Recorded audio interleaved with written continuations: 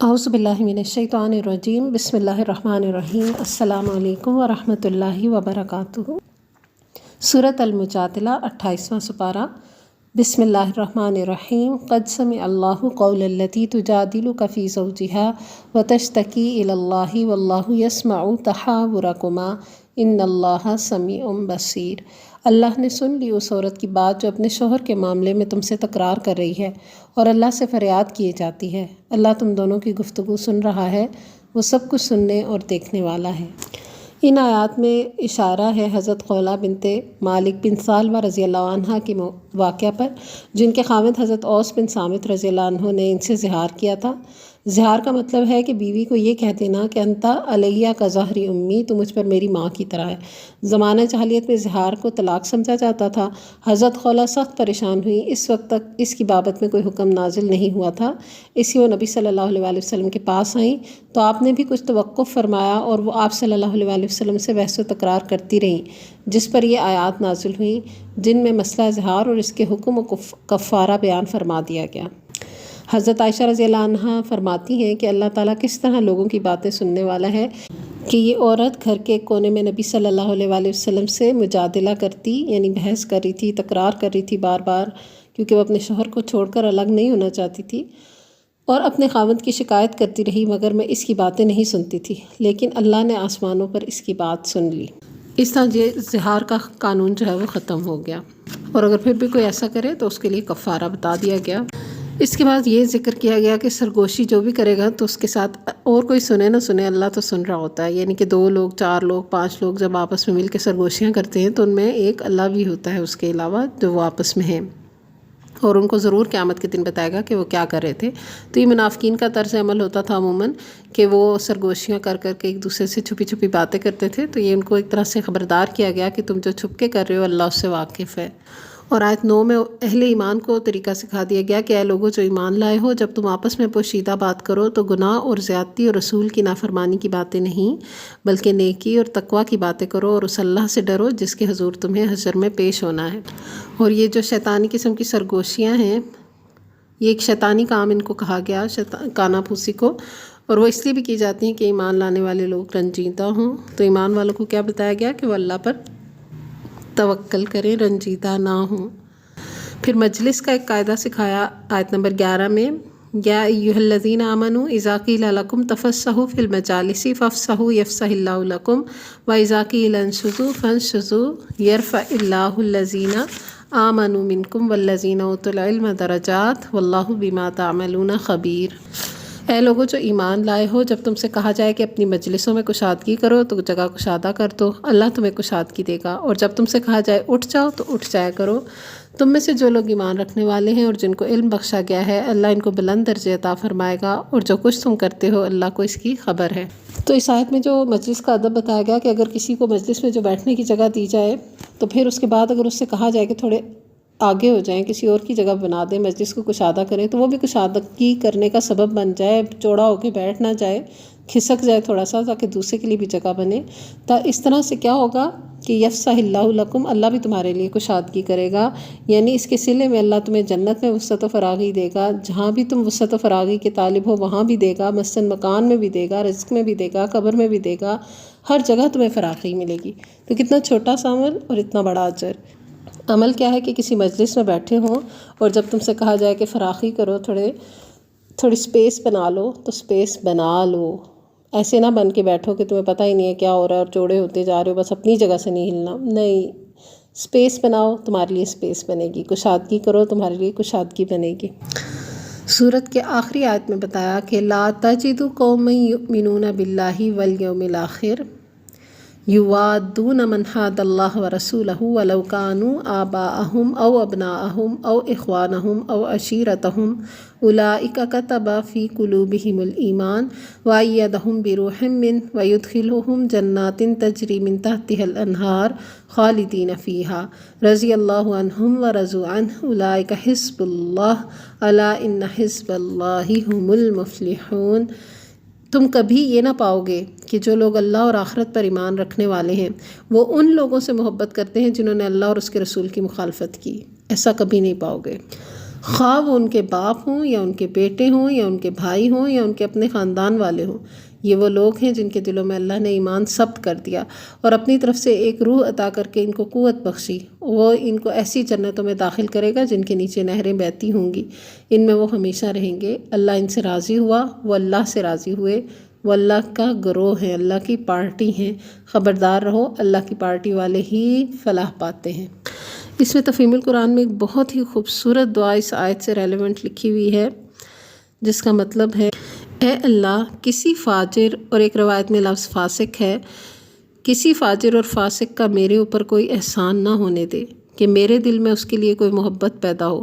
کیونکہ تیری نازل کردہ وحی میں یہ بات میں نے پائی ہے کہ اللہ اور یوم آخر پر ایمان رکھنے والوں کو تم اللہ اور رسول کے مخالفوں سے محبت کرتا نہ پاؤ گے۔ اس کے بعد ہے سورۃ الحشر۔ بخاری و مسلم میں حضرت سعید بن جبیر رضی اللہ عنہ کی روایت ہے کہ میں نے عبداللہ بن عباس رضی اللہ عنہ سے سورہ حشر کے متعلق پوچھا تو انہوں نے بتایا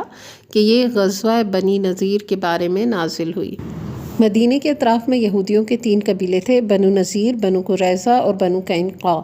ہجرت مدینہ کے بعد نبی صلی اللہ علیہ وآلہ وسلم نے بھی ان سے معاہدہ کیا، لیکن یہ لوگ درپردہ سازشیں کرتے رہے اور کفار مکہ سے بھی مسلمانوں کے خلاف رابطہ رکھا، حتیٰ کہ ایک موقع پر جب کہ آپ ان کے پاس گئے ہوئے تھے، بنو نذیر نے آپ صلی اللہ علیہ وآلہ وسلم پر اوپر سے ایک بھاری پتھر پھینکنے اور آپ کو مار ڈالنے کی سازش کی، جس کے متعلق وحی کے ذریعے آپ کو بروقت اطلاع دے دی گئی اور آپ وہاں سے واپس تشریف لے آئے۔ ان کی اس عہد شکنی کی وجہ سے آپ صلی اللہ علیہ وآلہ وسلم نے ان پر لشکر کشی کی اور یہ چند دن اپنے قلعوں میں محصور رہے۔ بالآخر انہوں نے جان بخشی کی صورت میں جلا وطنی پر آمادگی کا اظہار کیا، جسے آپ صلی اللہ علیہ وآلہ وسلم نے قبول فرما لیا۔ اسے اول الحشر یعنی پہلی بار جمع ہونے سے تعبیر کیا گیا کہ یہ ان کی پہلی جلا وطنی تھی جو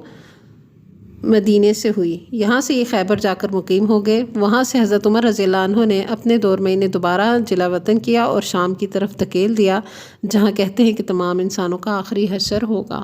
بسم اللہ الرحمن الرحیم۔ سبح للہ ما فی السماوات و ما فی الارض وہو العزیز الحکیم۔ اللہ ہی کی تسبیح کی ہے ہر اس چیز نے جو آسمانوں اور زمین میں ہے، اور وہی غالب اور حکیم ہے۔ وہی ہے جس نے اہل کتاب کافروں کو پہلے ہی حملے میں ان کے گھروں سے نکال باہر کیا، تمہیں ہرگز یہ گمان نہ تھا کہ وہ نکل جائیں گے، اور وہ بھی یہ سمجھے بیٹھے تھے کہ ان کی گھڑیاں انہیں اللہ سے بچا لیں گی، مگر اللہ ایسے رخ سے ان پر آیا جدھر سے انہیں خیال بھی نہ تھا۔ اس نے ان کے دلوں میں رعب ڈال دیا۔ نتیجہ یہ ہوا کہ وہ خود اپنے ہاتھوں سے اپنے گھروں کو برباد کر رہے تھے اور مومنوں کے ہاتھوں بھی برباد کروا رہے تھے۔ بس عبرت حاصل کرو اے دیدہ بینا رکھنے والو، یعنی جنگ تو ہوئی نہیں، ان کے دلوں میں رعب اتنا بیٹھ گیا کہ وہ خود ہی سرنڈر کر گئے اور اس بات پر آمادہ ہو گئے کہ وہ اس جنگ بندی کے بدلے وہ جلا وطن ہو جائیں گے۔ پھر مال فے کا بھی ذکر آ گیا کہ اس کی تقسیم کیسے ہوگی، اور مال فے سے مراد وہ مال ہے جو جنگ ہوئے بغیر ہی ہاتھ لگ جائے، جیسا کہ اس موقع پر ہوا تھا۔ پھر مشہور آیت اس سورہ کے اندر جو عام طور پر بیان کی بھی جاتی ہے، آیت نمبر 7، وَمَا آتَاكُمُ الرَّسُولُ فَخُذُوهُ وَمَا نَهَاكُمْ عَنْهُ فَانْتَهُوا وَاتَّقُوا اللَّهَ إِنَّ اللَّهَ شَدِيدُ الْعِقَابِ۔ جو کچھ رسول تمہیں دے دیں وہ لے لو، اور جس چیز سے تمہیں روکے اس سے رک جاؤ، اللہ سے ڈرو، اللہ سخت سزا دینے والا ہے۔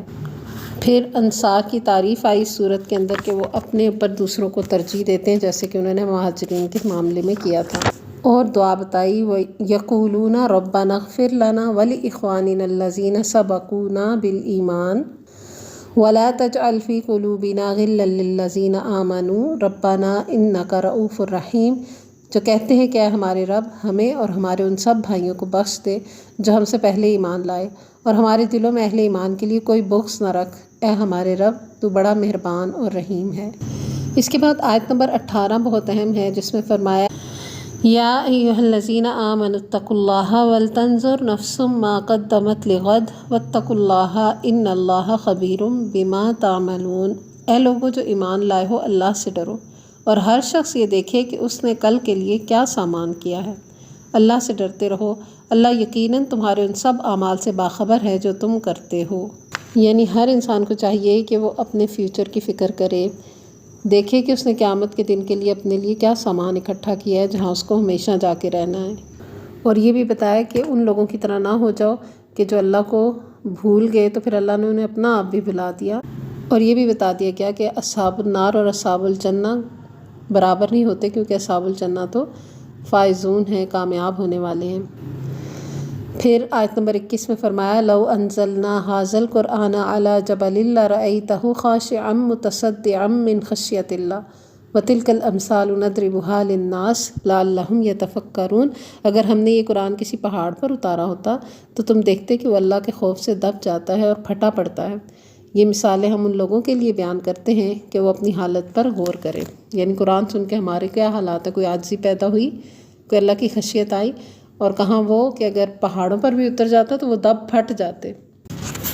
اور پھر آخری آیات میں اللہ تعالیٰ کی تعریف اللہ کے ناموں کے ساتھ آئی، اللہ الذی لا الہ الا ھو عالم الغیب والشہادہ ھو الرحمن الرحیم۔ وہ اللہ ہی ہے جس کے سوا کوئی معبود نہیں، غائب اور ظاہر ہر چیز کا جاننے والا، وہی رحمان الرحیم ہے۔ ھو اللہ الذی لا الہ الا ھو الملک القدوس السلام المؤمن المہیمن العزیز الجبار المتکبر سبحان اللہ عما یشرکون۔ وہ بادشاہ، وہ اللہ ہی ہے جس کے سوا کوئی معبود نہیں، وہ بادشاہ ہے نہایت مقدس، سراسر سلامتی، امن دینے والا، نگہبان، سب پر غالب، اپنا حکم بزور نافذ کرنے والا اور بڑا ہی ہو کر رہنے والا۔ پاک ہے اللہ اس شرک سے جو یہ لوگ کر رہے ہیں۔ هو اللہ الخالق البارئ المصور لہ الاسماء الحسنى یسبح لہ ما فی السماوات والارض وہو العزیز الحکیم۔ وہ اللہ ہی ہے جو تخلیق کا منصوبہ بنانے والا اور اس کو نافذ کرنے والا اور اس کے مطابق صورت گری کرنے والا ہے۔ اس کے لیے بہترین نام ہے۔ ہر چیز جو آسمان اور زمین میں ہے اس کی تسبیح کر رہی ہے اور وہ زبردست اور حکیم ہے۔ کفار مکہ اور نبی صلی اللہ علیہ وآلہ وسلم کے درمیان حدیبیہ میں جو معاہدہ ہوا، اہل مکہ نے اس کی خلاف ورزی کی۔ اس کے بعد آپ صلی اللہ علیہ وآلہ وسلم نے مسلمانوں کو خفیہ طور پر لڑائی کی تیاری کا حکم دیا۔ حضرت حاطب بن ابی بلتہ مہاجر بدری صحابی تھے جن کی قریش سے کوئی رشتہ داری نہیں تھی، لیکن ان کے بیوی بچے مکے میں تھے، اس لیے انہوں نے سوچا کہ قریش مکہ کو آپ کے حملے کے ارادے کی اطلاع کر دوں، اس احسان کے بدلے وہ میرے بچوں کا خیال رکھیں۔ چنانچہ انہوں نے ایک عورت کے ذریعے یہ پیغام تحریری طور پر اہل مکہ کی طرف روانہ کیا، جس کی اطلاع بذریعہ وحی آپ صلی اللہ علیہ وآلہ وسلم کو کی گئی۔ چنانچہ آپ نے حضرت علی رضی اللہ عنہ، حضرت مقداد اور حضرت زبیر رضی اللہ عنہم کو فرمایا کہ جاؤ، روزہ خاخ پر ایک عورت ہوگی جو مکہ جاری ہوگی، اس کے پاس ایک رکہ ہے، وہ لے آؤ۔ چنانچہ وہ حضرات گئے اور رکہ لے آئے جو اس نے سر کے بالوں میں چھپا رکھا تھا۔ آپ نے حضرت حاطب سے پوچھا یہ تم نے کیا کیا؟ انہوں نے فرمایا کہ میں نے یہ کام کفر و ارتداد کی بنا پر نہیں بلکہ صرف اس وجہ سے کیا کہ دیگر مہاجرین کے رشتہ دار مکے میں ہیں جو ان کے بال بچوں کی حفاظت کرتے ہیں، میرا وہاں کوئی نہیں، تو میں نے سوچا کہ اہل مکہ کو کچھ بتا دوں تاکہ وہ میرے احسان مند رہیں اور میرے بچوں کی حفاظت کریں۔ آپ نے ان کی سچائی کی وجہ سے انہیں کچھ نہیں کہا، تاہم اللہ نے انہیں تنبیہ کے طور پر یہ آیات نازل کی تاکہ آئندہ کوئی مومن کسی کافر کے ساتھ اس طرح کا تعلق مودت قائم نہ کرے۔ تو ایک تو وہ بدری صحابی تھے اور دوسرا وہ بہت سچائی سے انہوں نے سارا معاملہ بتا دیا تھا، اس لیے اللہ کے ہاں بھی ان کی بخشش ہوئی اور نبی صلی اللہ علیہ وآلہ وسلم نے بھی ان سے درگزر فرما دی۔ اس کے بعد سورۃ الصف ہے۔ اس صورت کے اندر مسلمانوں کو ایمان میں اخلاص اختیار کرنے اور اللہ کی راہ میں جان لڑانے اور منظم طریقے اختیار کرنے کی تعلیم دی گئی۔ بعض آیات میں منافقین کے گروہ سے خطاب کیا گیا اور بعض جگہ روئے سخن مخلص مسلمانوں کی طرف ہے۔ بسم اللہ الرحمن الرحیم، سبح للہ ما فی السماوات و ما فی الارض وہو العزیز الحکیم۔ اللہ کی تسبیح کی ہے ہر اس چیز نے جو آسمان اور زمین میں ہے اور وہ غالب اور حکیم ہے۔ یا ایھا الذین آمنوا لم تقولون ما لا تفعلون، اے لوگوں جو ایمان لائے ہو تم وہ بات کیوں کہتے ہو جو تم نہیں کرتے۔ کبر مقتا عند اللہ ان تقولوا ما لا تفعلون، بڑی ناپسندیدہ ہے یہ حرکت اللہ کے نزدیک تم وہ کہو جو تم کرتے نہیں ہو۔ ان اللہ یحب الذین یقاتلون فی سبیلہ صفا کأنہم بنیان مرصوص، اللہ تو ان لوگوں سے محبت کرتا ہے، ان لوگوں کو پسند کرتا ہے جو اس کی راہ میں صف بستہ ہو کر لڑتے ہیں، گویا کہ ایک سیسا پلائی ہوئی دیوار ہے۔ تو یہاں ایک نہ کرنے والا کام بتایا گیا کہ ایسی بھڑکے نہ مارو، ایسی باتیں نہ کرو، ایسی کمٹمنٹس نہ کرو جو تم نے کرنی کوئی نہیں، یہ اللہ کو ناپسند ہے۔ اور جو پسند ہے وہ کیا کہ اللہ کے راستے میں منظم طریقے سے، اسٹرانگ طریقے سے کھڑے ہو جاؤ، ایسے کہ جیسے کوئی سیسا پلائی دیوار ہے۔ جہاد مراد ہے کہ جہاد میں بھی تنظیم ہوتی ہے۔ پھر حضرت عیسیٰ علیہ السلام کا تذکرہ آیا اور اس کے بعد یہ بھی ساتھ ہی بتا دیا گیا کہ ان کی شریعت میں بھی آپ صلی اللہ علیہ وآلہ وسلم کی جو آنے کی بشارت تھی وہ بھی تھی اور اس میں ان کا نام احمد تھا۔ پھر ایک ایسی تجارت بتائی گئی کہ اگر وہ تم کر لو تو پھر تم عذاب علیم سے بچ جاؤ گے۔ بڑے عذاب سے بچنے کے لیے اللہ تعالیٰ نے ایک تجارت بتائی ہے، اور وہ کیا ہے کہ اللہ اور اس کے رسول پر ایمان لاؤ، اس کے راستے میں جہاد کرو اپنی جان اور مال کے ساتھ، تو پھر وہ تمہارے گناہ بھی بخش دے گا اور تمہیں جنتوں میں داخل بھی کرے گا، اور تمہیں رہنے کے اچھے پرسکون ٹھکانے بھی دے گا، اور یہی بڑی کامیابی ہے۔ وَأُخْرَى تُحِبُّونَهَا نصر من اللہ وفتح قریب وبشر المؤمنین، اور وہ دوسری چیز جو تمہیں پسند ہے، یعنی یہ آخرت کی باتیں تو تمہیں تھوڑی مشکل لگ رہی ہیں کہ شاید وہ تو جب جائیں گے تب کی بات ہے، تو وہ جو دوسری چیز تمہیں پسند ہے، مطلب یہ کہ دنیا کی کامیابی، تو نصر من اللہ وفتح قریب، تو اللہ کی طرف سے نصرت اور مدد قریب ہی ہے، آنے والی فتح قریب ہی ہے، تو اللہ کی طرف سے نصرت اور قریبی میں حاصل ہونے والی فتح، اے نبی اہل ایمان کو اس کی بشارت دے دو۔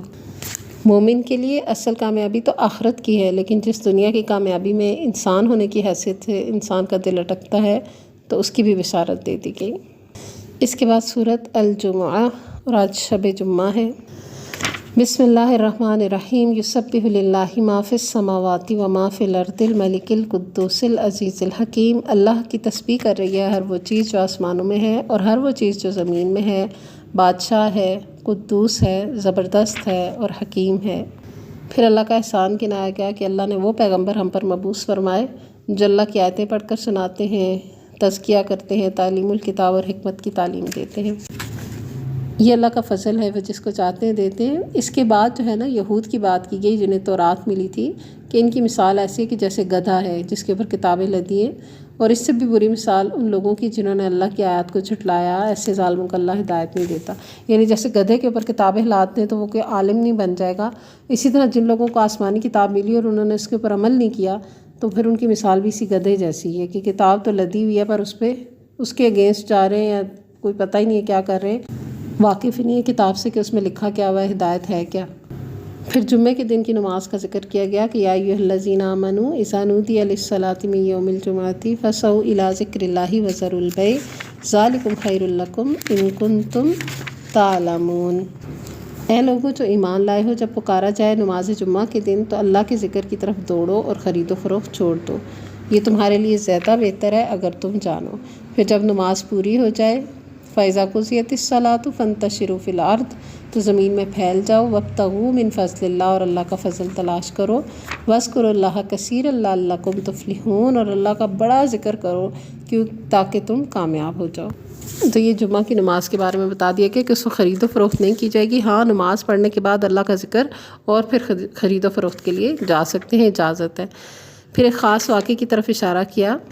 مدینہ میں شام سے ایک تجارتی قافلہ عین نماز جمعہ کے وقت آیا اور اس نے ڈھول تاشے بجانے شروع کیے تاکہ بستی کے لوگوں اس کی آمد سے مطلع ہوں۔ آپ صلی اللہ علیہ وآلہ وسلم اس وقت خطبہ ارشاد فرما تھے۔ ڈھول تاشوں کی آوازیں سن کر لوگ بے چین ہوئے اور 12 آدمیوں کے سوا باقی سب اس طرف دوڑ گئے جہاں قافلہ تھا۔ تو آپ صلی اللہ علیہ وآلہ وسلم نے ان کو خطاب کیا کہ اگر تم سب چلے جاتے اور ایک بھی باقی نہ رہتا تو یہ وادی آگ سے بہہ نکلتی۔ اس سے ان لوگوں کو مخاطب کر کے فرمایا وَإِذَا رَأَوْا تِجَارَةً أَوْ لَهْوًا انفضوا إِلَيْهَا وَتَرَكُوكَ قَائِمًا قُلْ مَا عِندَ اللَّهِ خَيْرٌ مِّنَ اللَّهْوِ وَمِنَ التِّجَارَةِ وَاللَّهُ خَيْرُ الرَّازِقِينَ، اور جب انہوں نے تجارت اور کھیل تماشا ہوتے دیکھا تو اس کی طرف لپک گئے اور تمہیں کھڑا چھوڑ دیا۔ ان سے کہو جو کچھ اللہ کے پاس ہے وہ کھیل تماشے اور تجارت سے بہتر ہے، اور اللہ سب سے بہتر رزق دینے والا ہے۔ سورۃ المنافقون، اور جیسا کہ نام سے ظاہر ہے کہ اس میں منافقوں کے حالات ذرا بتائے گئے۔ بسم اللہ الرحمن الرحیم، اذا جاءک المنافقون قالوا نشهد انک لرسول اللہ واللہ یعلم انک لرسولہ واللہ یشہد ان المنافقین لکاذبون۔ اے نبی صلی اللہ علیہ وآلہ وسلم، جب یہ منافق تمہارے پاس آتے ہیں تو کہتے ہیں ہم گواہی دیتے ہیں کہ آپ یقیناً اللہ کے رسول ہیں، ہاں اللہ جانتا ہے تم ضرور اس کے رسول ہو، مگر اللہ گواہی دیتا ہے کہ یہ منافق قطعی جھوٹے ہیں۔ یعنی عارضی طور پر اس بات کا اظہار کر کے حق کو حق کہہ کے وہ سچے نہیں ہو جائیں گے، اللہ کی نظر میں وہ جھوٹے ہی ہیں۔ اس کے ساتھ ان کی اور بھی صفات بتائی گئیں، جیسے آیت نمبر 4 میں آیا کہ انہیں دیکھو تو ان کے جسے تمہیں بڑے شاندار نظر آئیں، بولیں تو تم ان کی باتیں سنتے رہ جاؤ، کیونکہ وہ اپنے اوپر ہی خرچ کرتے تھے نا، دوسروں کو تو وہ صدقہ خیرات تو کرتے نہیں تھے۔ تو اللہ نے فرمایا کہ بڑے شاندار ان کے جسے اور بڑی زبردست گفتگو مگر اصل میں گویا لکڑی کے کندے ہیں جو دیوار کے ساتھ چن کر رکھے گئے ہیں، یعنی ایک ڈیکوریشن پیس کی طرح ہی ہیں، ان کا استعمال کوئی نہیں ہے، یعنی دین کی کسی کام کے نہیں ہیں۔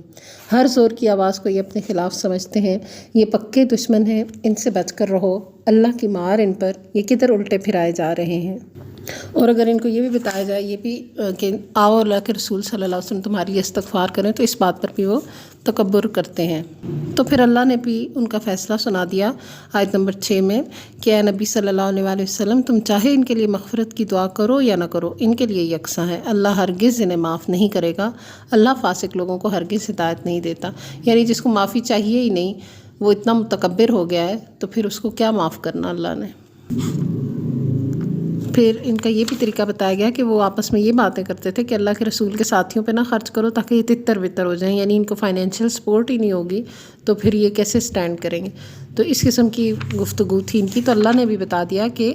آسمان اور زمین کے خزانے اللہ کے لیے ہیں، لیکن منافقوں کو یہ پتہ نہیں ہے، یعنی وہ یہ سوچیں کہ ہم خرچ کر رہے ہیں یا ہم فائنینشیل سپورٹ دے رہے ہیں یا ہم سپورٹ کر رہے ہیں تو یہ دین کا کام کر رہے ہیں۔ اس خوش فہمی میں کوئی نہ رہے، اللہ نے جس سے دین کا کام لینا ہے اس سے وہ لے لیتا ہے، اور جو مخلص ہوتا ہے اس کی سپورٹ بھی اللہ تعالیٰ قبول کر لیتے ہیں، اور جو منافقین ہوتے ہیں وہ بس سوچتے ہی رہ جاتے ہیں۔ اور آخری دو آیتوں میں بتا دیا وَأَنفِقُوا مِمَّا رَزَقْنَاكُم مِّن قَبْلِ أَن يَأْتِيَ أَحَدَكُمُ الْمَوْتُ فَيَقُولَ رَبِّ لَوْلَا أَخَّرْتَنِي إِلَىٰ أَجَلٍ قَرِيبٍ فَأَصَّدَّقَ وَأَكُن مِّنَ الصَّالِحِينَ۔ جو رزق ہم نے تمہیں دیا ہے اس میں سے خرچ کرو قبل اس کے کہ تم میں سے کسی کی موت کا وقت آ جائے، اور اس وقت وہ کہے کہ اے میرے رب کیوں نہ تو نے مجھے تھوڑی سی اور مہلت دے دی کہ میں صدقہ دیتا اور صالح لوگوں میں شامل ہو جاتا۔ وَلَن يُؤَخِّرَ اللَّهُ نَفْسًا إِذَا جَاءَ أَجَلُهَا وَاللَّهُ خَبِيرٌ بِمَا تَعْمَلُونَ۔ اور جب کسی کی مہلت عمل پوری ہونے کا وقت آ جاتا ہے تو اللہ اس کو ہرگز مزید مہلت نہیں دیتا، اور جو کچھ تم کرتے ہو اللہ اس سے باخبر ہے۔ اس سے پتہ چلا کہ فرائض کی ادائیگی اور صدقہ و خیرات میں دیر نہیں کرنی چاہیے، کوئی نہیں جانتا کہ اس کی مہلت وقت کب تک ہے۔ دوسری اس میں ایک بات یہ بھی ہے کہ ایک حدیث میں آتا ہے کہ جب کوئی انسان مرنے والا ہوتا ہے تو اس وقت کہتا ہے کہ یہ اتنا فلاں کو اور اتنا فلاں کو دے دو، یعنی اس وقت صدقہ خیرات کو اس کو خیال آتا ہے تاکہ اس کی اگلی منزلیں آسان ہوں، تو وہ اس کے لیے یہ دینا، یہ فلاں فلاں کو کہنا، حدیث میں آتا ہے کہ یہ اب تو فلاں اور فلاں کا ہو ہی چکا، یعنی اب وہ موجود ہی نہیں ہوگا دنیا میں، تو وہ کہے یا نہ کہے فلاں اور فلاں نے تو لے ہی لینا ہے۔ تو اپنے ہاتھ سے جو دینا ہے وہ تو تب دینا ہے جب آپ ٹھیک ہوں اور دیں۔ اور نیک بننے کی بھی جو بات ہے وہ بھی دنیا کی زندگی اسی لیے ملی ہے کہ یہ صالحین اس دنیا میں بن جائیں، مرنے کے بعد تو ایسی حسرتیں ہر غیر صالح شخص کرے گا۔ اور صدقے کے متعلق ہم پہلے پاروں میں پڑھ چکے ہیں کہ من یعنی کہ احسان جتانا، عزا یعنی اذیت دینا، اور ریا یعنی دکھاوا کرنا، ان تین چیزوں سے صدقہ ضائع ہو جاتا ہے۔ اس کے ساتھ ساتھ یہ یاد رکھیں کہ کسی کو صدقہ کرتے ہوئے یہ نہ سوچیں، یعنی آپ اپنی زکوٰۃ اپنی کام والی کو اس لیے دے رہے ہیں تاکہ وہ آپ کا کام مزید کرے گی، یا آپ کا کام صحیح سے کر کے دے گی تو آپ اس کو زکوٰۃ دیں گے، تو یہ تو آپ اس کو اجرت دے رہے ہیں اس کے کام کی۔ صدقہ الگ چیز ہے، کسی کے کام پر اس کو اجرت دینا الگ چیز ہے۔ تو جو صدقہ و خیرات کر رہے ہیں تو اس میں ریٹرن اگر چاہ رہے ہیں کہ وہ بدلے میں آپ کا فلاں فلاں کام کرے، تو پھر اس سے کیا ہوگا، یہ تو دنیا میں بدلہ لینا ہو جائے گا۔ اس سے اخلاص بہت ضروری ہے۔ اخلاص اور نبی صلی اللہ علیہ وسلم کا طریقہ یعنی سنت، ان دو چیزوں پر مبنی ہے عمل صالح۔ تو جو دنیا میں اپنے عمل کا بدلہ چاہتا ہے اس کو دنیا میں ملتا ہے، اور جو آخرت میں اس عمل کا بدلہ چاہتا ہے اس کو دنیا میں بھی فائدہ ہوتا ہے جو اللہ چاہے گا، لیکن آخرت میں اس کو پھر وہاں بھی ملے گا۔ اس کے بعد سورۃ التغابن، جس کا موضوع ایمان اور اطاعت کی دعوت اور اخلاق حسنہ کی تعلیم ہے۔ بسم اللہ الرحمن الرحیم۔ یسبح للہ ما فی السماوات وما فی الارض لہ الملک ولہ الحمد وہو علی کل شیء قدیر۔ اللہ کی تسبیح کر رہی ہے ہر وہ چیز جو آسمانوں میں ہے اور ہر وہ چیز جو زمین میں ہے، اسی کی بادشاہی ہے اور اسی کے لیے تعریف ہے، اور وہ ہر چیز پر قادر ہے۔ اس سورہ میں آیت نمبر 9 میں قیامت کا تذکرہ یوم التغابن کے نام سے کیا گیا، یعنی ایک غبن کا دن ہوگا، ہار جیت کا دن ہوگا، ایک گروہ ہار جائے گا اور ایک گروہ جیت جائے گا۔ اس کی اور بہت سی تفاسیر بھی آتی ہیں، یعنی اس دن پتہ چلے گا کہ اصل میں خسارہ کس نے اٹھایا۔ بعض لوگ ایسے ہوں گے جن کی نیکیاں دوسرے لوگ لے جائیں گے تو ان کا خسارہ ہو جائے گا۔ حدیث میں آتا ہے کہ جس شخص کے ذمے اپنے کسی بھائی پر کسی ظلم کا بار ہو، بوجھ ہو، اسے چاہیے کہ یہیں اس سے بخدوش ہو لے، کیونکہ آخرت میں دینار و درہم نہیں ہوں گے، وہاں اس کی نیکیوں میں سے کچھ لے کر مظلوم کو دلوائی جائیں گی، یا اگر اس کے پاس نیکیاں کافی نہیں ہوں گی تو مظلوم کے کچھ گناہ اس پر ڈال دیے جائیں گے۔ تو یہ ہے سلسلہ۔ پھر سورت کے آخر میں فرمایا ان تقرضوا اللہ قرضا حسنا یضاعف لکم ویغفر لکم واللہ شکور حلیم عالم الغیب والشہادۃ العزیز الحکیم۔ اگر تم اللہ کو قرض حسن دو تو وہ تمہیں کئی گنا بڑھا کر دے گا اور تمہارے قصوروں سے درگزر کرے گا۔ اللہ بڑا قدردان اور بردبار ہے، حاضر اور غائب ہر چیز کو جانتا ہے، زبردست اور دانا ہے۔ اس کے بعد سورت الطلاق، جسے عبداللہ بن مسعود رضی اللہ عنہ نے سورۃ النساء القصری یعنی چھوٹی سورہ نساء بھی کہا۔ اس میں عورتوں سے متعلق طلاق اور رضاعت وغیرہ کے احکامات کے ساتھ ساتھ عدت کے احکامات اور تقوی کی بات آئی۔ اس کے بعد سورۃ التحریم۔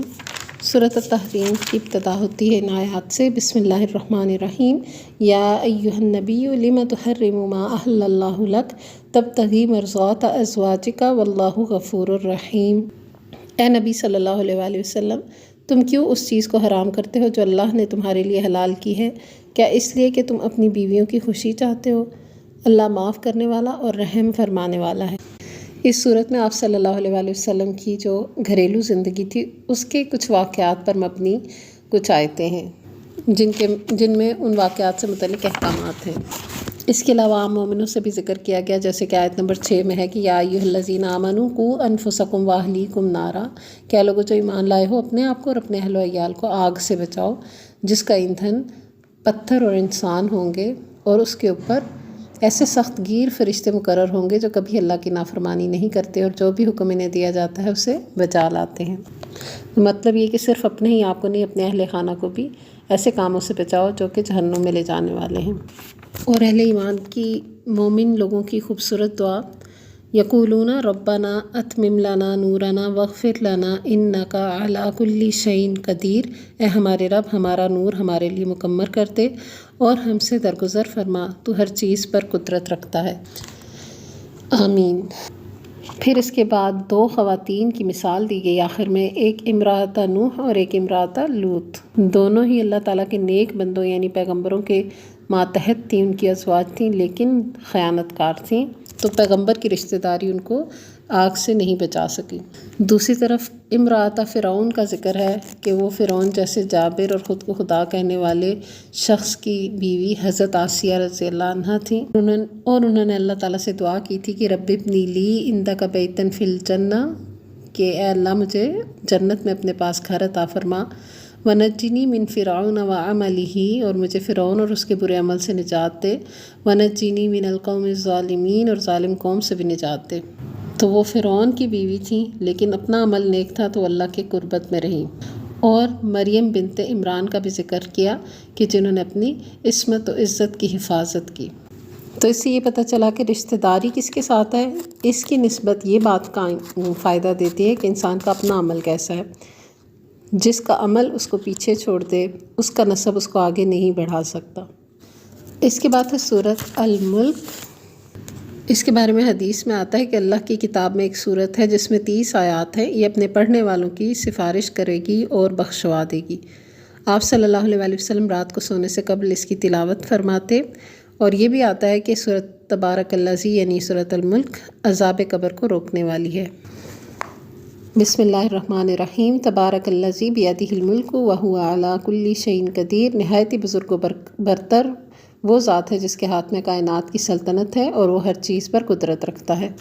اگلی آیت میں بتایا الذی خلق الموت والحیاۃ لیبلوکم ایکم احسن عملا وہو العزیز الغفور، وہ وہی ہے جس نے موت اور زندگی کو ایجاد کیا تاکہ لوگوں کو آزما کر دیکھے کہ تم میں سے بہتر عمل کرنے والا کون ہے، اور وہ زبردست بھی ہے اور درگزر بھی ہے۔ تو یہ آیت جو ہے نا، زندگی اور موت کے بیچ میں انسان کی زندگی ہے ساری، جب پیدا ہوتا ہے اور مرتا ہے اس کے بیچ کا جو ٹائم ہے اس میں اس کی آزمائش ہے کہ اس کے عمل کیسے ہیں۔ تو اللہ نے یہ آزمایا ہے کہ کون سا بندہ بہترین عمل کر کے آتا ہے، احسن عمل۔ تو سب سے زیادہ احسن تو آپ صلی اللہ علیہ وآلہ وسلم کے اعمال ہیں، پھر جو جتنا زیادہ آپ صلی اللہ علیہ وآلہ وسلم کی سنت کے مطابق آپ کے طریقے کے اوپر چلتا رہے گا وہ اتنا زیادہ احسن عمل پر ہے، اور جو جتنا زیادہ آپ صلی اللہ علیہ وآلہ وسلم کے طریقے سے دور ہوگا، آپ کی زندگی کے اعمال سے دور اس کے اعمال ہوں گے، مختلف ہوں گے، اس کے برعکس ہوں گے، تو اتنا ہی وہ احسن عمل سے دور ہوگا۔ پھر اس صورت میں کائنات کی نشانیاں بتا کر اللہ سبحانہ وتعالیٰ کی قدرت کو منوایا گیا، اور جو لوگ غائبانہ اللہ سے ڈرتے ہیں ان کے لیے مغفرت اور اجر کبیر کا وعدہ کیا گیا۔ آخری آیت میں فرمایا قُلْ أَرَأَيْتُمْ إِنْ أَصْبَحَ مَاؤُكُمْ غَوْرًا فَمَنْ يَأْتِيكُمْ بِمَاءٍ مَّعِينٍ۔ ان سے کہو کبھی تم نے یہ بھی سوچا ہے کہ اگر تمہارے کنوؤں کا پانی زمین میں اتر جائے تو کون ہے جو اس پانی کی بہتی ہوئی سوتیں تمہیں نکال کر لا دے؟ تو اس کا جواب بھی ہے، اس آیت کے جواب میں کہا کرتے ہیں اللہ یأتینا بہ وہو رب العالمین، اللہ ہی ہمیں واپس لا کر دے گا اور وہی رب العالمین ہے۔ اس کے بعد سورۃ القلم، حدیث میں آتا ہے کہ سب سے پہلی چیز جو اللہ تعالیٰ نے پیدا فرمائی وہ قلم تھی، پھر اس سے فرمایا کہ لکھو۔ اس نے کہا کہ میرے رب میں کیا لکھوں؟ اللہ تعالیٰ نے فرمایا قیامت تک ہر چیز کی تقدیر لکھو۔ اس صورت میں جو مضمون اپنایا گیا وہ مخالفین کے اعتراضات کا جواب، ان کو تنبیہ اور نصیحت، اور آپ صلی اللہ علیہ وآلہ وسلم کو صبر و استقامت کی تلقین ہے۔ بسم اللہ الرحمن الرحیم۔ نون والقلم وما یسطرون ما انت بنعمت ربک بمجنون وَإِنَّ لَكَ لَأَجْرًا غَيْرَ مَمْنُونٍ وَإِنَّكَ لَعَلَىٰ خُلُقٍ عَظِيمٍ۔ نون قسم ہے قلم کی اور اس چیز کی جس سے لکھنے والے لکھ رہے ہیں، تم اپنے رب کے فضل سے مجنون نہیں ہو، اور یقیناً تمہارے لیے ایسا اجر ہے جس کا سلسلہ کبھی ختم ہونے والا نہیں، اور بے شک تم اخلاق کے بڑے مرتبے پر ہو۔ تو آپ صلی اللہ علیہ وآلہ وسلم کے اخلاق عالیہ کی یہاں پر سند دے دی گئی، اور حدیث میں بھی آتا ہے کہ آپ صلی اللہ علیہ وآلہ وسلم کے بارے میں حضرت عائشہ نے فرمایا تھا کان خلقہ القرآن، کہ آپ کا تو اخلاق ہی قرآن ہے، یعنی قرآن کے احکامات کے مطابق ہے بالکل۔ اور آپ کے بارے میں ایک اور حدیث میں حضرت عائشہ فرماتی ہیں آپ صلی اللہ علیہ وآلہ وسلم نے کبھی کسی خادم کو نہیں مارا، کبھی کسی عورت پر ہاتھ نہیں اٹھایا، جہاد فی سبیل اللہ کے سوا کبھی آپ نے اپنے ہاتھ سے کسی کو نہیں مارا، اپنی ذات کے لیے کبھی کسی سے ایسی تکلیف کا انتقام نہیں لیا جو آپ کو پہنچائی گئی ہو، الا یہ کہ اللہ کی حرمتوں میں سے کسی کو توڑا گیا ہو اور آپ نے اللہ کی خاطر اس کا بدلہ لیا ہو۔ اور آپ کا طریقہ یہ تھا کہ جب دو کاموں میں سے ایک کام کا انتخاب کرنا ہوتا تو آپ آسان تر کام کو پسند فرماتے، الا یہ کہ وہ گناہ ہو، اور اگر کوئی کام گناہ ہوتا تو آپ سب سے زیادہ اس سے دور رہتے تھے۔ پھر اس صورت میں بڑا زبردست خطاب کیا گیا ہے، اور ایسے لوگوں کی باتیں جو نہیں مانتے وہ دوسروں سے بھی یہ چاہتے ہیں کہ جو مان رہے ہیں اہل ایمان ہیں تو وہ چاہتے ہیں یہ تھوڑا سا سلپ ہوں تو ہم اس سے بھی زیادہ سلپ ہو جائیں، ہمارے لیے آسانی ہو جائے اور ہمیں کچھ بھی نہ کرنا پڑے۔ تو اللہ تعالیٰ نے ایسے شخص کی بات ماننے، اس کی پیروی کرنے سے بھی روکا ہے جو بہت قسمیں کھاتا ہو، بے وقت آدمی ہو، تانے دیتا ہو، چغلیاں بھرتا ہو، بھلائی سے روکتا ہو، ظلم و زیادتی میں حد سے بڑھتا ہو، سخت بدعمال جفا کار ہو، تو ایسے شخص کے پیچھے نہ چلو، اس کو فالو نہ کرو جو انصاف ایوب کے ساتھ بد اصل بھی ہو، کیونکہ وہ بہت اس کے پاس مال ہے، بہت اولاد ہے، حالانکہ وہ اللہ کی آیتوں کا انکار کرتا ہے۔ تو یہ بنیادی طور پر ایک خاص شخص کی طرف بھی اشارہ ہے، لیکن کسی کے اندر بھی یہ صفات ہے تو اس کے پیچھے نہ چلو۔ مفسرین نے بعض نے کہا کہ یہ ولید بن مغیرہ اور بعض نے اور لوگوں کے نام لیے، لیکن قرآن نے نام نہیں لیے اور صاف بتائے ہیں، تو اس سے یہ پتہ چلانا مقصود ہے یا یہ عمل مقصود ہے کہ خود ایک تو ایسے اعمال نہ کیے جائیں اور دوسرا ایسے اعمال والے لوگوں کی پیروی نہ کی جائے۔ پھر باغ والوں کا واقعہ آیا کہ کس طرح سے ان کی آزمائش ہوئی، اور جو دنیا میں اللہ کی اطاعت نہیں کرتے تھے ان لوگوں کا بھی ذکر آیا کہ جب قیامت کا وقت آئے گا تو ان سے کہا جائے گا سجدہ کرو تو وہ سجدہ نہیں کر سکیں گے اور ان پر ذلت ہوگی پھر چھائی ہوئی، اور اس کی وجہ یہی ہے یہاں پر بتائی جا رہی کہ جب وہ صحیح سالم تھے اس وقت انہیں جب سجدے کے لیے بلایا جاتا تھا تو انہوں نے انکار کیا، اور آخر میں فرما دیا وَإِن يَكَادُ الَّذِينَ كَفَرُوا لَيُزْلِقُونَكَ بِأَبْصَارِهِمْ لَمَّا سَمِعُوا الذِّكْرَ وَيَقُولُونَ إِنَّهُ لَمَجْنُونٌ وَمَا هُوَ إِلَّا ذِكْرٌ لِّلْعَالَمِينَ۔ جب یہ کافر لوگ کلام نصیحت یعنی قرآن کو سنتے ہیں تو تمہیں ایسی نظروں سے دیکھتے ہیں کہ گویا تمہارے قدم ہی اکھاڑ دیں گے، اور کہتے ہیں کہ یہ ضرور دیوانہ ہے، حالانکہ یہ تو سارے جہان والوں کے لیے ایک نصیحت ہے۔ سورۃ الحاقہ، حاقہ قیامت ہی کا ایک نام ہے، اور اس سے مراد قیامت ہی کا دن ہے، اور اس صورت کے اندر قیامت ہی کے نقشہ کھینچا گیا ہے۔ پہلے رکوع میں قیامت کی بات کی گئی اور دوسرے رکوع میں قرآن کے اللہ کی طرف سے نازل ہونے اور آپ صلی اللہ علیہ وآلہ وسلم کے برحق ہونے کے بارے میں بتایا گیا۔ بسم اللہ الرحمن الرحیم۔ الحاقۃ ما الحاقہ ہونی شدنی کیا ہے اور وہ ہونی شدنی کیا ہے، تم کیا جانو کہ وہ حقہ کیا ہے۔ پھر مختلف قوموں کا ذکر آیا کہ کس طرح سے انہوں نے انکار کیا اور ان کے اوپر کیسی کیسی ہلاکتیں آئیں۔ اور پھر جب قیامت آئے گی تو اللہ تعالیٰ کے عرش کو 8 فرشتے لے کر آ جائیں گے، تو نیک لوگوں کے نامہ اعمال ان کے دائیں ہاتھ میں دیے جائیں گے، اور وہ اس وقت کہیں گے فَيَقُولُ هَاؤُمُ اقْرَءُوا کتابیہ، کہ یہ لو دیکھو پڑھو میرا نامہ اعمال، انی ظننت انی ملاق حسابیہ، میں سمجھتا تھا کہ مجھے ضرور میرا حساب ملے گا، فَهُوَ فِي عِیشَةٍ رَاضِیَةٍ فِی جَنَّةٍ عَالیَةٍ، تو وہ دل پسند عیش میں ہوگا، عالی مقام جنتوں میں، جس میں بہت نعمتیں ہوں گی، جن کا اور بھی ذکر آ رہا ہے۔ تو مطلب یہ کہ اس کو دنیا میں یقین تھا حساب کا، اس لیے اس کے اعمال اتنے اچھے تھے کہ نامہ اعمال اس کے دائیں ہاتھ میں ملا۔ تو جسے دنیا میں یقین ہی نہیں ہو حساب کا، تو اس کا حال کیا ہوگا کہ اس کو پھر اس کا نامہ اعمال بائیں ہاتھ میں دیا جائے گا، اور وہ کہے گا فَيَقُولُ يَا لَيْتَنِي لَمْ أُوتَ کِتَابِیَہ وَلَمْ أَدْرِ مَا حِسَابِیَہ،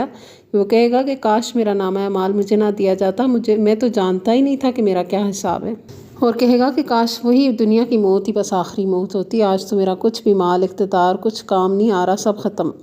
اور پھر فرشتوں کو حکم ہوگا کہ وہ اس کو گھسیٹ کر جہنم میں ڈال دیں۔ اور یہاں پر جہنم میں جانے والوں کی وجوہات بتائی گئی ہیں کہ وہ جہنم میں جائیں گے کیوں۔ نمبر 1، لا یؤمن باللہ العظیم، کہ یہ جو جہنم میں جانے والا شخص تھا یہ اللہ عظیم پر ایمان ہی نہیں رکھتا تھا۔ اور نمبر 2، ولا یحض علی طعام المسکین، طعام مسکین کو کھانا کھلانے کی ترغیب نہیں دیتا تھا۔ یعنی ایک تو مسکین کو کھانا کھلانا اور ایک ہوتا ہے مسکین کو کھانا کھلانے کی ترغیب دینا، یعنی ایک اپنے پیسے سے آپ کچھ خرید کے کسی مسکین کو کھلا رہے ہیں یا پکا کے کھلا رہے ہیں، یہ تو ایک سٹیپ ہے، لیکن آپ صرف کسی کو کہہ رہے ہیں یا کوئی کھلا رہا ہے اور اس کو کہہ رہے ہیں تم ٹھیک کر رہے ہو، اس میں تو آپ کا کچھ خرچ بھی نہیں آ رہا، تو جو کنجوسی کی اس حد پر ہے تو یہ عادت بھی ہے اس کے اندر جہنم میں جانے والی۔ تو بس پھر اللہ کے ہاں بھی اس کو نہ ایمان تھا نہ کوئی نیکی تھی اس کے پاس، تو پھر اس لیے اس کے لیے بھی دھوئیں کا ہی کھانا پینا ہوگا، صرف دھواں ہی دھواں۔ اور آخر میں فرمایا وَإِنَّهُ لَحَقُّ الْيَقِينِ فَسَبِّحْ بِاسْمِ رَبِّكَ الْعَظِيمِ، اور یہ بالکل یقینی حق ہے، پس اے نبی صلی اللہ علیہ وآلہ وسلم اپنے رب عظیم کے نام کی تسبیح کرو، سبحان اللہ۔ اس کے بعد سورۃ المعارج۔ بسم اللہ الرحمن الرحیم۔ سأل سائل بعذاب واقع للکافرین لیس لہ دافع، مانگنے والے نے عذاب مانگا ہے، وہ عذاب جو ضرور واقع ہونے والا ہے، یعنی مشرکین کی یا انکار کرنے والوں کی ہٹ دھرمی کہ وہ ہر وقت کہتے رہتے تھے لے آؤ پھر وہ عذاب، نعوذ باللہ۔ تو بتایا گیا کہ پھر جب وہ آ گیا تو کافروں سے ان کو ہٹانے والا بھی کوئی نہیں ہے۔ تو اس پوری صورت میں کافروں کے ایسے اعتراضات، ان کے جواب وغیرہ بیان ہوئے۔ نیک لوگوں کی پھر صفات کچھ بتائی گئی، یعنی نمبر 1 یہ کہ وہ نمازی، ایسے نمازی لوگ جن کی تعریف کی گئی کہ وہ ایک تو نمازی ہیں، اپنی نمازوں کی حفاظت کرتے ہیں، ہمیشگی اختیار کرتے ہیں ان پہ، یہ نہیں کہ تاک رات میں تو عبادت کر رہے صبح فجر پڑھی ہی نہیں ہے، نہیں، 5 وقت کے جو فرائض ہیں وہ اپنی جگہ ادا ہو رہے ہیں، اس کے ساتھ نوافل اپنی مرضی سے، لیکن فرائض میں کوتاہی نہیں ہے، نماز پر دوام ہے۔ اور والذین فی اموالہم حق معلوم للسائل والمحروم، سوالی اور محروم کا مقرر کوئی حق رکھا ہوتا ہے انہوں نے، اپنے مال میں سے سوال کرنے والوں کو اور محروم لوگوں کو دیتے رہتے ہیں، اور آخرت کے دن کو مانتے ہیں، اپنے رب کے عذاب سے ڈرتے ہیں، اور اپنی عزت و عصمت کی حفاظت کرتے ہیں، اور اپنی امانتوں اور اپنے وعدوں کا پاس کرتے ہیں، ان کو نبھاتے ہیں، خیانت نہیں کرتے، اور اپنی گواہیوں میں سچ پر قائم رہتے ہیں۔ اور دوبارہ ان کی تعریف ہوئی کہ وہ لوگ نمازوں کے محافظ ہیں۔ اولئک فی جنات مکرمون، یہی لوگ ہیں جو عزت والی جنتوں میں باغوں میں رہیں گے۔ اس کے بعد سورہ نوح علیہ السلام۔ پوری صورت میں حضرت نوح علیہ السلام کا قصہ اور آپ کی مناجات جو اللہ کے حضور تھیں وہ بھی بیان ہوئی، اور اس قصے کو بیان کر کے اہل مکہ کو ذرا نظارہ کرایا گیا کہ وہ اپنے اعمال پہ توجہ کریں کہ جو اس وقت کے نام ماننے والوں کا حال تھا وہی ان کا حال ہے، اور کس طرح حضرت نوح علیہ السلام نے اپنی قوم کے 900 سال ان کو تبلیغ کی، اور وہ کیسی حجت بازیاں کرتے رہے، ٹھٹھے اڑاتے رہے، مذاق اڑاتے رہے، انکار کرتے رہے۔ تو پھر اللہ سبحانہ وتعالیٰ کے آگے حضرت نوح علیہ السلام نے دعا کی، اور آپ کی دعائیں قبول ہوئیں، اپنا حال بھی انہوں نے اللہ کو بتایا، اپنی قوم کا حال بھی بتایا، اور پھر دعا بھی کی، تو پھر اللہ سبحانہ وتعالیٰ نے ان کی دعا قبول کی، جو کہ کافروں کی تباہی اور مومنوں کے حق میں اچھی ثابت ہوئی۔ اس کے بعد سورۃ الجن۔ اس سورہ میں جنوں کے ایک گروہ نے قرآن مجید سن کر کیا اثر لیا یہ بتایا گیا، اور پھر واپس آ کر کیسے انہوں نے اپنی قوم کو کس طرح اللہ سبحانہ وتعالیٰ کا پیغام پہنچایا، اور شرک سے باز آنے پر کس طرح سے لوگوں کے اوپر نعمتوں کی بارش ہو سکتی ہے، اور اگر منہ موڑتے ہیں تو انجام سخت عذاب کا ہوگا، یہ سب بھی بتایا گیا۔ بسم اللہ الرحمن الرحیم۔ قل اوحی الی انہ استمع نفر من الجن فقالوا انا سمعنا قرآنا عجبا یہدی الی الرشد فآمنا بہ ولن نشرک بربنا احدا۔ اے نبی صلی اللہ علیہ وآلہ وسلم کہو، میری طرف وحی بھیجی گئی ہے کہ جنوں کے ایک گروہ نے غور سے قرآن سنا، پھر جا کر اپنی قوم کے لوگوں سے کہا، ہم نے بڑی عجیب قرآن سنا ہے جو راہ راست کی طرف رہنمائی کرتا ہے، اس لیے ہم اس پر ایمان لے آئے، اور اب ہم ہرگز اپنے رب کے ساتھ شرک نہیں کریں گے۔ وَأَنَّهُ تَعَالَى جَدُّ رَبِّنَا مَا اتَّخَذَ صَاحِبَةً وَلَا وَلَدًا، اور یہ کہ ہمارے رب کی شان بہت ہی اعلیٰ و عرفہ ہے، نہ اس نے کسی کو بیوی بنایا نہ ہی کسی کو بیٹا۔ تو ان کو اللہ کی وحدانیت ایک ہی دفعہ میں سمجھ آ گئی تھی جو مشرکین مکہ کو سمجھ آ کر ہی نہیں دے رہی تھی۔ بہرحال یہی اس صورت کا مضمون ہے۔ اس کے بعد ہے سورۃ المزمل۔ اس صورت میں آپ صلی اللہ علیہ وآلہ وسلم کو اپنی عظیم ذمہ داری نبھانے کے لیے خود کو تیار کرنے کا حکم بھی دیا گیا، اور اس کے ساتھ ساتھ لوگوں کی باتوں سے کٹ کر ایک اللہ کی طرف رخ کر لینے اور اپنے معاملات اس کے سپرد کر کے مطمئن ہو جانے کی بات بھی کی گئی، اور آخری رکوع میں نماز تہجد کے متعلق احکامات دیے گئے۔ اس کے ساتھ سورۃ المدثر۔ بسم اللہ الرحمن الرحیم۔ یا ایھا المدثر قم فانذر وربک فکبر وثیابک فطہر والرجز فہجر ولا تمنن تستکثر ولربک فاصبر۔ اے اوڑھ لپیٹ کر لیٹنے والے، اٹھو اور خبردار کرو، اور اپنے رب کی بڑائی کا اعلان کرو، اور اپنے کپڑے پاک رکھو، اور گندگی سے دور رہو، اور احسان نہ کرو زیادہ حاصل کرنے کے لیے، اور اپنے رب کی خاطر صبر کرو۔ تو یہ ابتدائی آیات ہے اس سورت کی، جو کہ فترۃ الوحی کے بعد جو وحی نازل ہوئی تھی وہ ہیں۔ اور فترۃ الوحی وہ عرصہ ہے کہ جب پہلی وحی نازل ہوئی تھی تو اس کے بعد وحی آنا بند ہو گئی تھی، اور آپ صلی اللہ علیہ وسلم مضطرب اور پریشان رہتے تھے۔ پھر ایک روز اچانک وہی فرشتہ غار حرا میں پہلی مرتبہ جو وحی لے کر آیا تھا وہی آیا، اور آپ نے دیکھا کہ آسمان اور زمین کے درمیان ایک کرسی پر وہ بیٹھا ہے، جس سے آپ پر ایک خوف سا طاری ہو گیا۔ تو اس وقت جو وحی آئی تھی وہ یہی تھی، یعنی فترۃ الوحی کے بعد پہلی وحی۔ تو پہلی وحی میں تو یہ بتایا گیا تھا نا کہ پڑھ اپنے رب کے نام سے، لیکن اس وحی میں اب یہ بتایا گیا کہ کس طرح سے کون سے اوصاف کے ساتھ اب یہ اللہ کا دین آگے پہنچانا ہے۔ پھر قیامت کی بات بھی کی گئی، اور اس شخص کے بارے میں بتایا گیا جو غرور اور تکبر میں مبتلا تھا اپنی مال اور اولاد اور جتھے کی وجہ سے، اور اس سے مراد مفسرین نے ولید بن مغیرہ ہی کو لیا ہے۔ پھر اہل جنت مجرم جہنم والوں سے کچھ سوال کریں گے، اس کا بھی اس صورت میں ذکر ہے، آیت نمبر 40 سے آنورڈس۔ وہ کہیں گے کہ تمہیں کس چیز نے آگ میں پہنچایا، تو وہ کیا کہیں گے؟ قالوا لم نک من المصلین ولم نک نطعم المسکین وکنا نخوض مع الخائضین وکنا نکذب بیوم الدین حتی اتانا الیقین۔ تو مجرم کہیں گے کہ ہم نماز نہیں پڑھتے تھے، مسکین کو کھانا نہیں کھلاتے تھے۔ اب یہاں ترغیب کی بات نہیں ہے، کھلانے کی بات ہے، اور حق کے خلاف باتیں کرنے والوں کے ساتھ مل کر بھی باتیں بنانے لگتے تھے، اور روز جزا کو چھٹلاتے تھے، یہاں تک کہ وہ یقینی دن آ پہنچا تو پھر ان کو کوئی فائدہ نہ ہوا۔ تو آخر میں اللہ سبحانہ وتعالیٰ نے بتا دیا،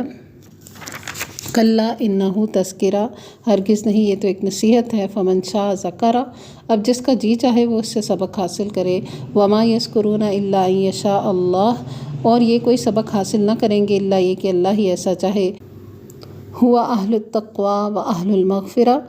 وہ اس کا حقدار ہے کہ اس سے تقوی کیا جائے، اور وہ اس کا اہل ہے کہ تقوی کرنے والوں کو بخش دے۔ پھر اس کے بعد اگلی سورت القیامہ، جیسے کہ اس کے نام ہی سے معلوم ہے کہ اس میں قیامت کا تذکرہ ہے۔ اس سے اگلی سورت الدہر، جس کو سورت الانسان بھی کہتے ہیں۔ بسم اللہ الرحمن الرحیم۔ هل اتى على الانسان حين من الدهر لم يكن شيئا مذكورا، کیا انسان پر لامتناہی زمانے کا ایک ایسا وقت بھی گزرا ہے جب وہ کوئی قابل ذکر چیز نہیں تھا، یعنی جب سے دنیا بنی ہے جب تک رہے گی، اس میں سے آپ کا ٹائم پیریڈ کتنا چھوٹا سا ہے جس میں آپ کوئی نون شخصیت ہے، تو اس اتنے سے ٹائم پیریڈ کے لیے کسی غرور، تکبر، نافرمانی، ہٹ دھرمی، حرام حلال کی تمیز چھوڑنا، یہ سب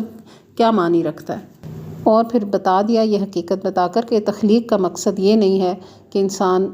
وہ کام کرے جس سے آخرت میں اس کا کچھ نہ بنے، بلکہ اللہ نے بندے کو اس لیے سنتا دیکھتا بنایا ہے، یہ تخلیق کیا ہے، اور اسے رستے دکھائے ہیں، اما شاکرن و اما کفورا، کہ وہ خواہ وہ شکر گزار بنے یا کفر کرنے والا بن جائے، بس دو ہی راستے ان میں سے ایک سلیکٹ کر لے، یہی انسان کی زندگی کا امتحان ہے۔ انا ہدیناہ السبیل اما شاکرا و اما کفورا، ہم نے اسے راستہ دکھا دیا، خواہ شکر کرنے والا بنے یا کفر کرنے والا بنے۔ تو یہ انسان کی تخلیق ہے، اپنے ہر لمحے میں دیکھ لیں آپ شکر گزار ہیں، ناشکرے،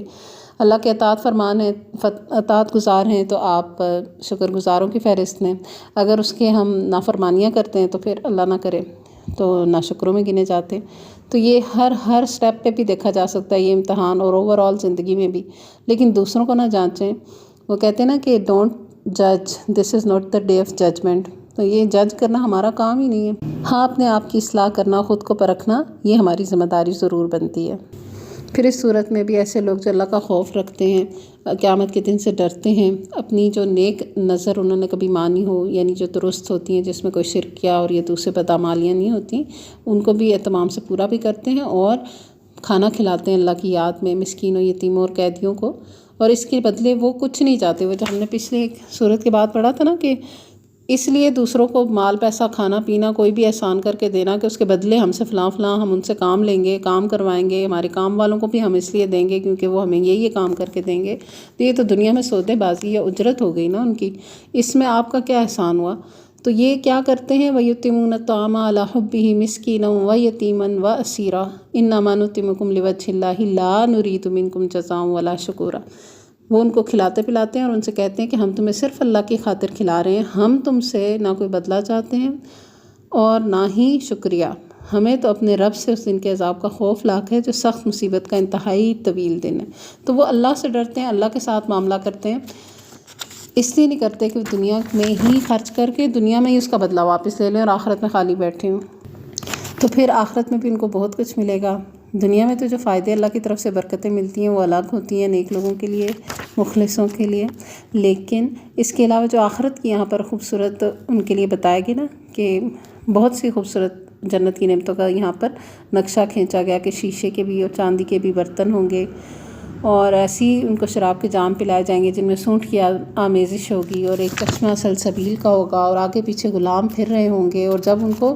وہ غلام پلائیں گے، اور کچھ لوگوں کے بارے میں پھر بتایا گیا وَسَقَاهُمْ رَبُّهُمْ شَرَابًا طَهُورًا، کچھ کو تو غلام پیش کریں گے نا، اور کچھ کو ان کا رب شراب طہور پیش کرے گا۔ تو کیا ہی ان کے اعلیٰ مقام ہوں گے جنہوں نے اتنا اخلاص کے ساتھ اللہ کے لیے ہی کچھ کیا ہوگا، تو پھر اللہ ہی ان کو دے گا۔ اور پھر ان کو کیا کہا جائے گا، إِنَّ هَٰذَا كَانَ لَكُمْ جَزَاءً وَكَانَ سَعْيُكُمْ مَشْكُورًا، یہ ہے تمہاری جزا اور تمہاری کارگزاری قابل قدر ٹھہری۔ اور سورت کے آخر میں بتا دیا گیا کہ یہ جو کلام ہے، یہ جو نصیحت ہے، تو یہ سن کے جس کا بھی دل چاہے اللہ کی طرف اپنا رستہ بنا لے۔ وَمَا تَشَاءُونَ إِلَّا أَن يَشَاءَ اللَّهُ إِنَّ اللَّهَ كَانَ عَلِيمًا حَكِيمًا، اور تمہارے چاہنے سے بھی کچھ نہیں ہوتا جب تک اللہ نہ چاہے، یقیناً اللہ بڑا ہی علیم اور حکیم ہے۔ يُدْخِلُ مَن يَشَاءُ فِي رَحْمَتِهِ وَالظَّالِمِينَ أَعَدَّ لَهُمْ عَذَابًا أَلِيمًا، اپنی رحمت میں وہ جس کو چاہتا ہے داخل کرتا ہے، اور ظالموں کے لیے اس نے دردناک عذاب تیار کر رکھا ہے۔ اس پارے کی آخری صورت المرسلات۔ اس صورت کا مضمون قیامت اور آخرت کا اثبات اور ان نتائج سے لوگوں کو خبردار کرنا ہے جو ان کے حقائق کے انکار اور اقرار سے آخر کار برآمد ہوں گے۔ یہیں پر ہم اپنے پارے کا اختتام کرتے ہیں، انشاءاللہ کل آخری پارے کے ساتھ حاضر ہوں گے۔ وآخر دعوانا ان الحمد للہ رب العالمین، سبحانک اللہم وبحمدک، نشہد ان لا الہ الا انت، نستغفرک ونتوب الیک۔ السلام علیکم ورحمۃ اللہ وبرکاتہ۔